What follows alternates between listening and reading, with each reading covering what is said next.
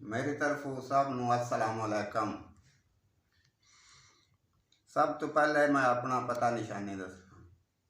शहर मेरा जलालपुर बटियां, तहसील पिंडी बटियां, जिला हफजाबाद। ते दोनों अज जड़ा मैं सुनैन लगा ये ना इंदा इश्क दे मोती। हर एक शय दी हद हुंदी, हर एक शय दी हद हुंदी, इस इश्क दी यारो मुड़ हद कोई नहीं। जिस दिल विच ना इश्क होवे उस दिल अंदर आउणा रब कोई नहीं। रब मिल पाउंदा है किस्मत वालियां नूं, बाजू मुरशद दे यारो सबब कोई नहीं। काबा हुंदा है आशिकां दे दिल अंदर, आशिकां नूं शहर मदीना भी पद कोई नहीं।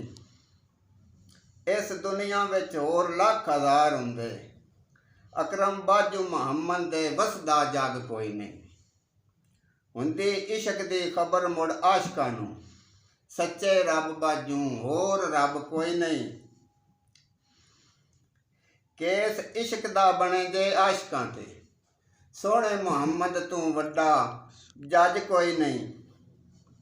पुड़े इश्क दी वाड़ तू कंडा, सोहणे मुरशद बाजू सुनदा सद कोई नहीं। तवाफ काबे दा ए सुन्नत नबियां दी, ते गुम्मद खजरा तू वड्डा हज कोई नहीं।